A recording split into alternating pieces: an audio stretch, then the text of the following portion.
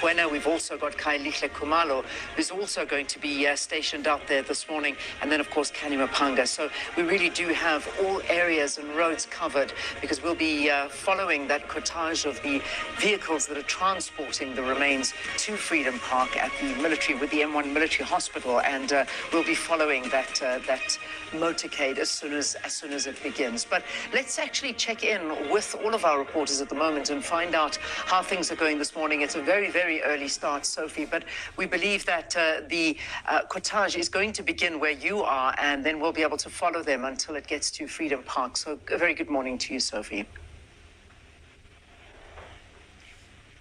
Good morning, Leanne. Good morning to the viewers. Yes, indeed, we are here outside one military hospital. You know that this is the Defence Force facilities. Quite a historic hospital, as you know that the former late Minister of Sports, Steve Tshwete, died here at this hospital. We also know that the body of the late former President Nelson Mandela was kept here, and every morning it was transported to Union Buildings for viewing, and therefore it is quite a historic site. As you know that most of the people who died and who are here, those remains belong to people who were fighting for freedom, and therefore they were soldiers. You know that during the integration of the then force under the Apartheid regime and the other forces that fought for freedom, it was agreed that all those who fought for freedom, all those who were soldiers outside the country, are part of the Defence Force processes and procedures, and therefore some of them, when they are ill, they are being taken here. As you see now, we have these remains here. We expect that the remains will be transported to Freedom Park, quite a very historic site also. As you know that Freedom Park was built with the intention to ensure that you have a site of remembrance, particularly in terms of telling the story of the freedom. You know that that Freedom Park, you have 5 different sites that includes Isivivana, Kasisotore, Lesakeng. It is not necessarily a real kraal, but it is something that looks like a kraal with stones, and that is where most of the spiritual ceremonies are being conducted, particularly when you look at those people whose names also are appearing in the wall remembrance, where you have names of people who participated during the struggle. We also know that Freedom Park is near Voortrekker Monument. Voortrekker Monument, it is also a landmark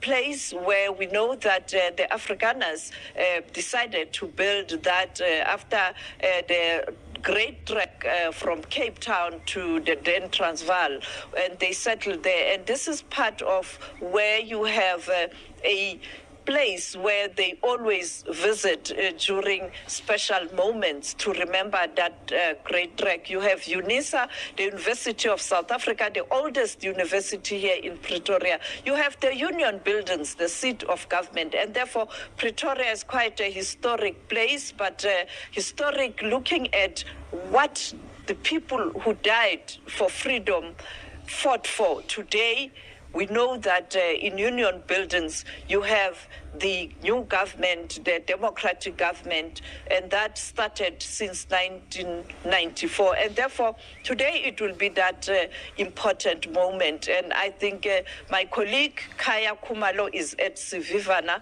and also Kanimapanga.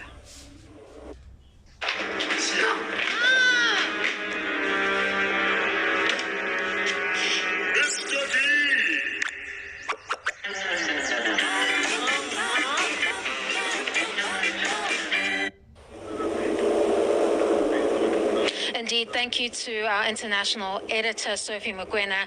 As we draw the curtains on Heritage Month, I am at the amphitheater in Freedom Park, which is nestled on a hill that overlooks the capital city of Tshwane here in South Africa, as we prepare to celebrate the lives of heroes and heroines who died in the liberation struggle to enjoy the democracy that we enjoy today. Now, we expect that when that cortege moves from the one military hospital, they will arrive here at the amphitheater for this all-important occasion where the president will oversee this honoring ceremony towards these liberation fighters. Of course, Freedom Park is quite a critical site, which is important to the preservation of the nation's struggle, where we come from, where we're going, and our current present.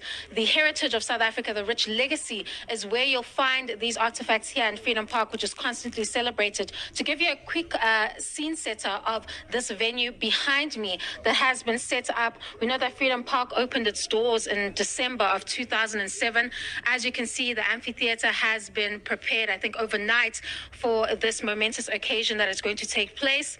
In the front rows where you'll see the dignitaries seated there, that is the president along with dignitaries from Zimbabwe and Zambia, as they prepare to welcome the mortal remains of just over 40 of those liberation heroes, including notably former ANC Secretary General, that is Duma Nokwe. And then, of course, here in the front row, you don't see it yet, but that is where the mortal remains will be placed, as the ceremony is expected to start from about 10 a.m.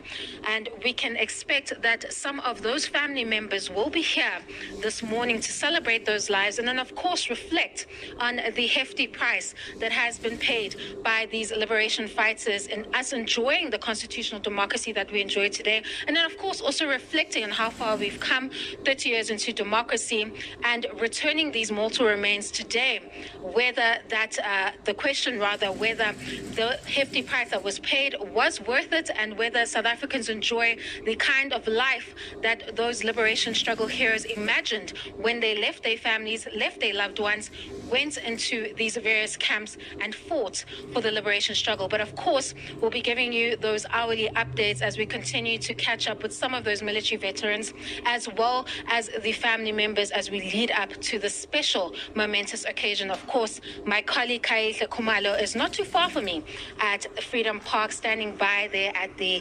Isvivane site. Over to you, Kai.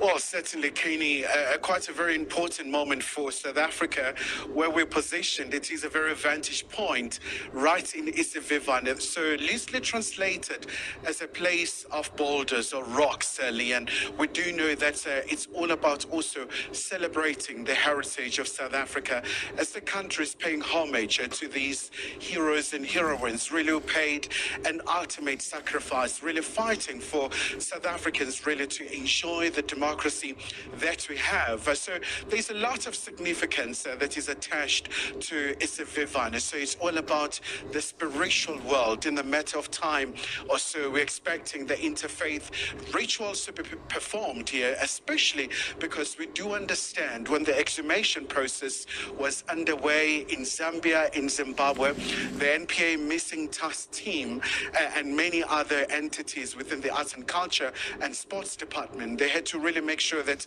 they do comply with these rituals in terms of really just giving the decency and the dignity, really just important in this regard. But also something that is really seminal at this point, Leanne, was really listening to the testimonies of the families when the remains got here in South Africa. So there was a sense of relief, there was a sense of gratitude, saying really thank you to these countries that really housed the freedom fighters, because they really paid also a price where the apartheid regime in some instances really would have these raids conducted where they were hunting the freedom fighters. So it's quite a very important occasion where also the South African president, Cyril Ramaphosa, is expected to be here in Freedom Park, in a very important place. I mean, you go back to 1999 when Nelson Mandela said, this is going to be a shrine of the people to respect and really pay